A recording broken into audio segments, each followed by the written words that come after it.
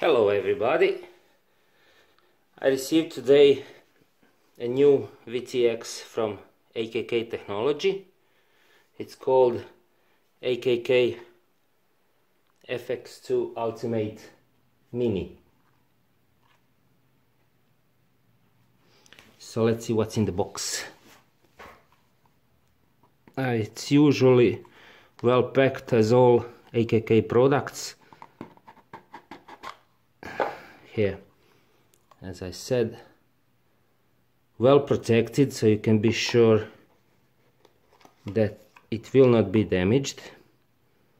This time there are no connectors, just wires. That's good, because usually people just cut off those connectors and solder it directly on their quad or whatever equipment.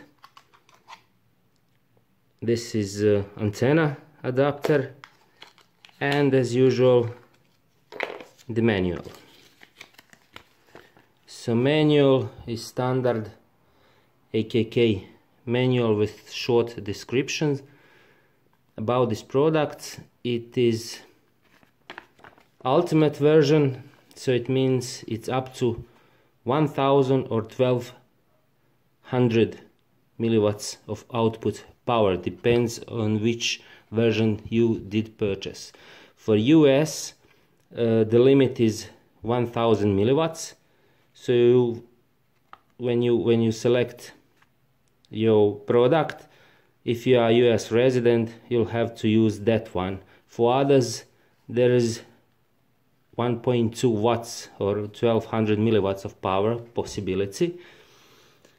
And of course, as you can see in this data table, some frequencies are yellow and power output, which means that these frequencies are not available due to FCC regulations.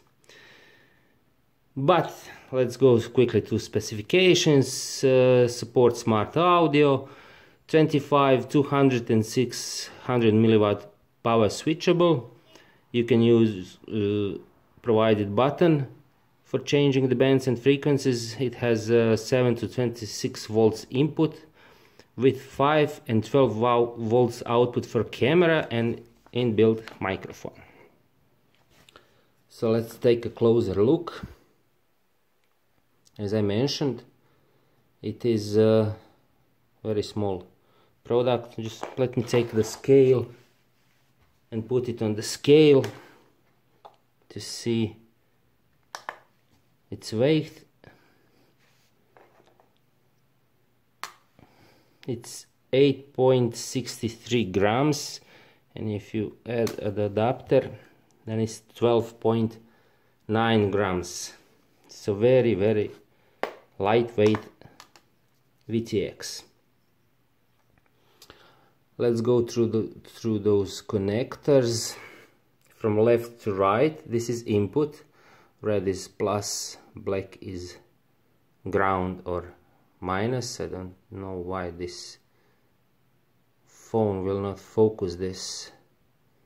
Maybe this is what's preventing. Too many white surfaces there. So from left to right we have a power input, plus and minus. You have video input, that's this yellow wire. You have a 5 volt output, red is plus and black is ground or minus. And this green one is your connection to the board as for smart audio, for changing all frequencies or bands or power output via smart audio port. In between this red wire and the green wire you still have another pin. Nothing is soldered here. It says 12 volt output. So if you have a camera which needs 12 volts of power supply, you'll have to solder here one wire, and this black can use as a ground or as a minus, but usually cameras today need only 5 volts. This is quite enough. Here you can see the button for changing the frequencies here, and not just frequencies and the power output, I'll show it to you later, and the band. And here are the LEDs in various colors, which shows you on which channel, or actually on which band you are, and shows you power output. I'll show it to you later, just when I hook up some power source. And of course there is something new. If you still want to use those frequencies that they are not available for FCC regulation, and this power output of 1200 milliwatts of power, there is a way. As this manual says, you'll have to press and hold this button for more than 8 seconds, and all these LED lights will light up. So it means you can use now, let's say, forbidden frequencies and forbidden power output. This lasts only while the power is on. As soon as you switch the power off this unit, it will return to factory. So all these frequencies will not be available, and power output too. Okay, I will hook up the battery just to show you how it works, and see you in a second. Okay, I'm back. I just quickly soldered connector to those 2 wires and attached simple antenna, stick antenna. Should remind you, never power any VTX without the antenna. And another thing I forgot to mention, this one also has a small microphone on the other side of the board. So here you can see it. So you will have audio transmission also as on video. Okay, powering up. And now you may see a very small. There are 3 LEDs, red, blue and green. Red is for channels, so when I press this button it will, change channel. Blue LED lights on only on first channel, so if it's constantly on like this, it means you're on first channel. Pressing it again, it's on second, third, etc. Red ones, these are the bands.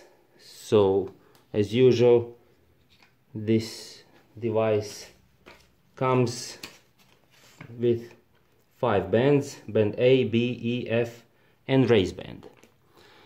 And this red LED shows you on which band you are. By long pressing 2 seconds it will start to flicker, and then you can change the bands by pressing the button. When you're done, let's say leave it like this. When you're done, this LED is always, one of these LEDs, red LEDs, is always on.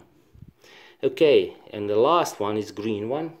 When it's powered on, it means it works on 25 milliwatts of power.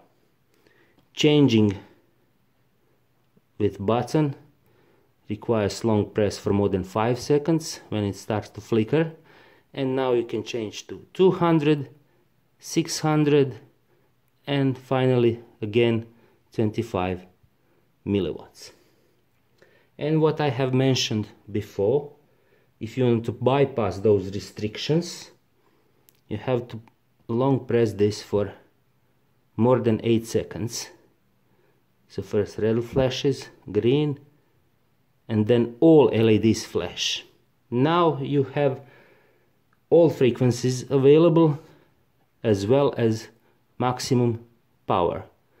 So let's check with the power. This is 25 milliwatts. This is 200, 600, 1200. And finally just 25 again.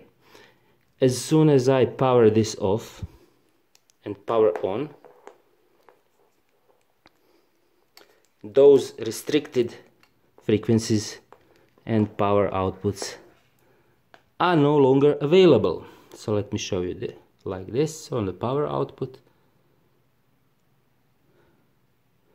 25, 200, 600, and again it lights up, so it's again on 25. So if you really want to use those frequencies that are not allowed, you can change it as described, but as soon as you turn your power off from the VTX, it will be on factory settings, so these frequencies and power outputs will be disabled. Of course, everything is written in this manual, so you can check it out, and I will range test this one on the maximum power, and I would suggest you to purchase from AKK those aluminium coolers for those VTXs, because on 1200 milliwatts of power this VTX, like all VTXs, generates a lot of heat. Okay, my long range pilot is on a vacation now, and he will return in a couple of weeks. I don't have equipment for flying the planes so far, as this device can give you a range, I mean, probably more than 5 or 6 kilometers, maybe even 10, depends on your antennas. But I'm using really cheap and simple antennas, and that's when you can actually see the quality of VTX. And I had great luck, and I'm really satisfied with AKK products. They proved themselves as very reliable and with excellent quality of picture and really long range, as you probably saw in my previous videos. Until then, this little device looks excellent. It's very lightweight. It's highly recommended, like all those VTX I have tested. Thanks for watching, and see you next time.